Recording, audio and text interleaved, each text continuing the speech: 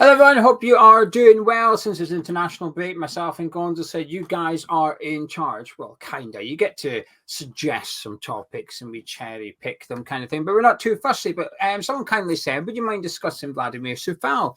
He's been injured for West Ham, he's been out, but yeah, he's gone away on international duty. What's going on there? However, there's not really much to see there, but somebody... let me just get who it was. It was Artist very kindly sent me an article that Coufal has done whilst with the Czech Republican team. I mean, he's very chatty when he goes away, isn't he, Coufal? Last time he went away, he sort of called out Moyes for not giving him a game, and now he's piping up again.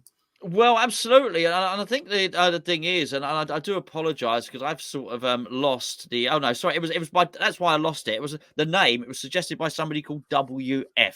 Two letters. So I'm afraid I don't know the name. And basically, because he was asking why Coufal has been allowed to go away on international duty. Bearing in mind he hasn't played for us, and I do agree. And if we got time to cover that, we absolutely will. But while he was away on international duty, because you're right, Geo, he does go away a lot. He did have something interesting to say in one of his interviews. Yeah, it's a big interview, and like I said, Artist kindly sent it to me.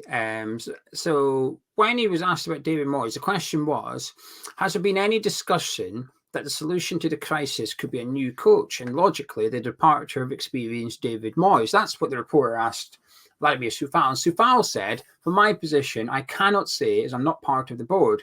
That's a question for our future owner.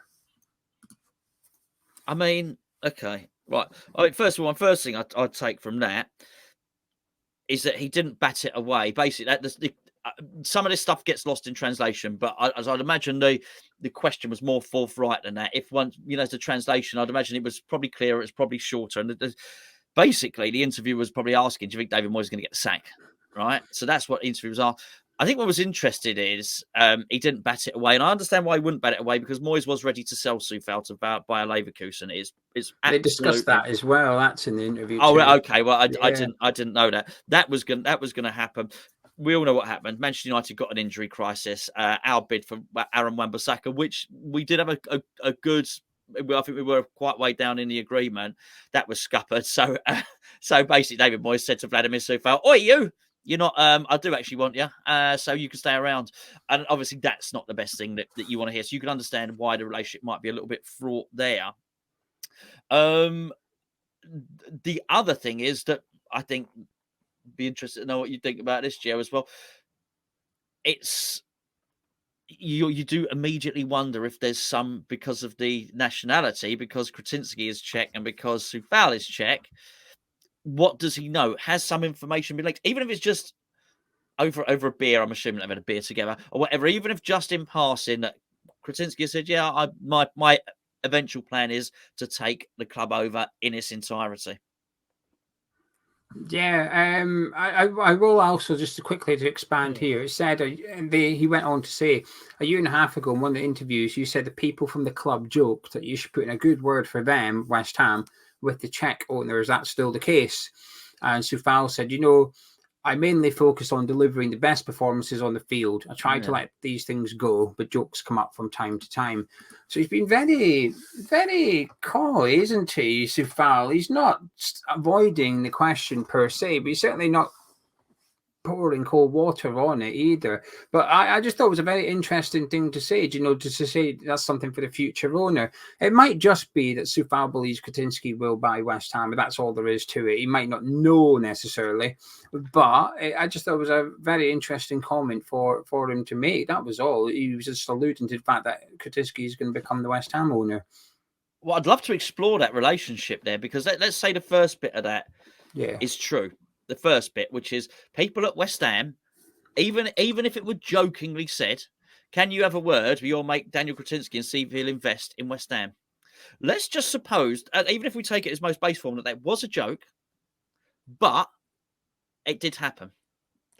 Or if Coufal knew Kretinsky well enough to say, and I don't doubt that he did, but if he does know him well enough to even just make a joke about him, you don't fancy buying a stake in the club that I'm at, do you? Was it not Kretinsky's club Coufal played for? No. Sparta. No, so it was Sparta.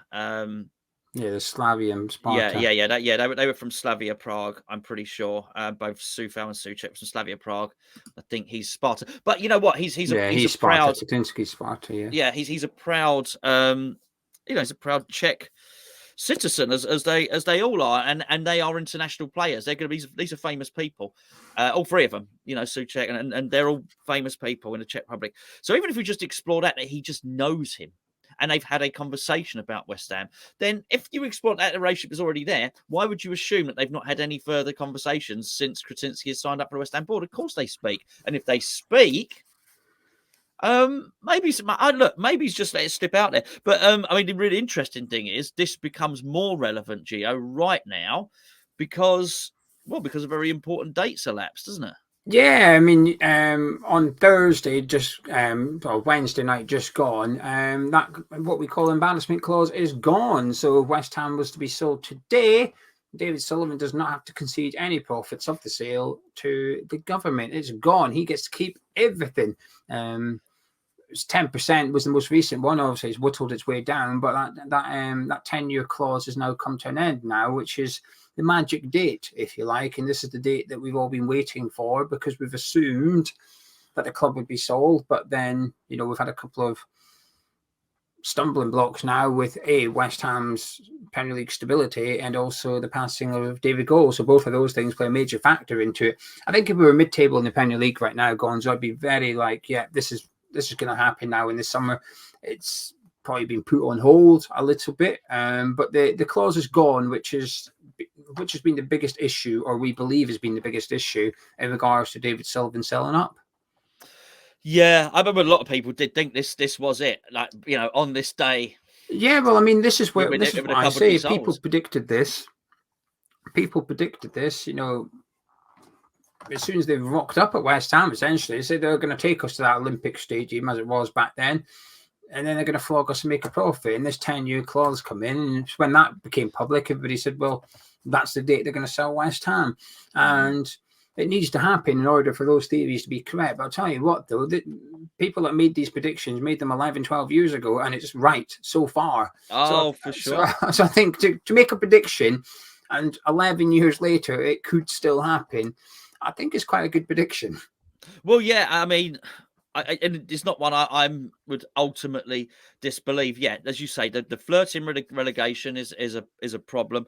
Just thinking about it, because obviously we've already covered that we did do a video discussing David Gold's shares, which is a sensitive issue for obvious reasons at the moment. I don't blame the family for doing whatever they feel they should do.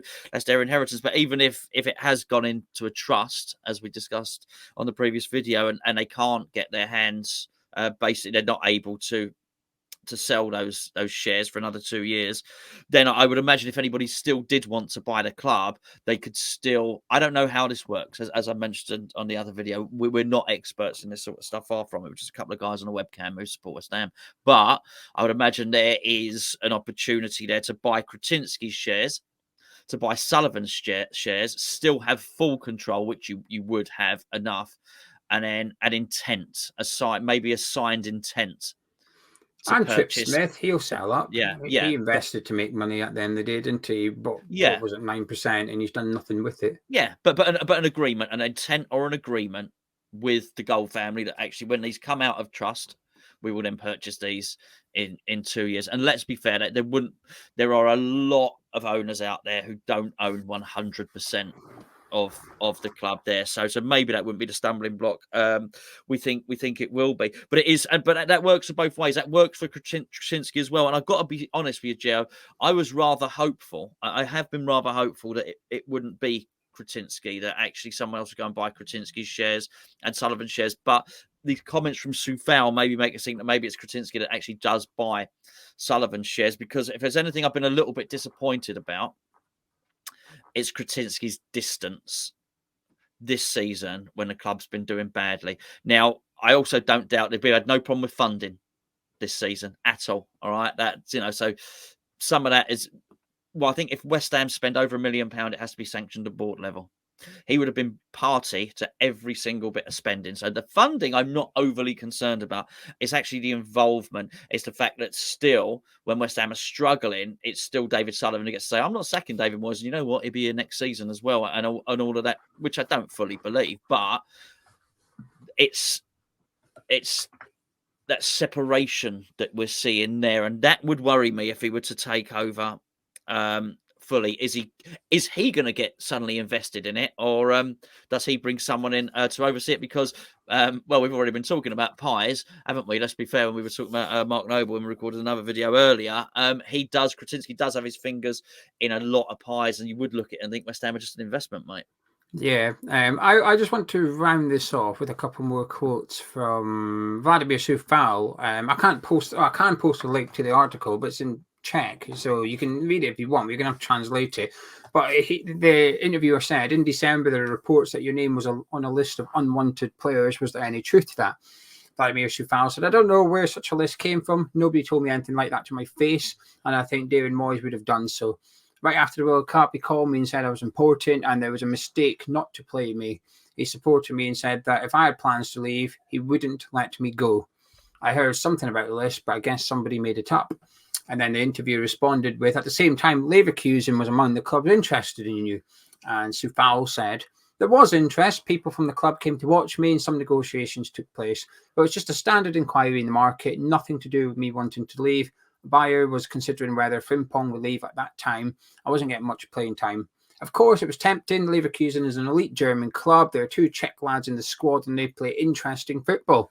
However, it might have been a step back, not in terms of the team, but the competition, as the Premier League is in the best one in his eyes. He preferred to stay in England. He also went on to say that he doesn't enjoy England. He doesn't like staying in England and he will be leaving England at some point. He said this isn't his permanent home. But he likes playing in the Premier League. When he was asked about David Moyes, like I said, he was asked about would he get sacked, and he just dismissed it. Said that it's a question for a future owner. The journalist said, "Does any such information reach the players?" Now, this is where it gets a little bit interesting because we heard Declan Rice saying that they just ignore all the noise. But Coufal said, "Of course."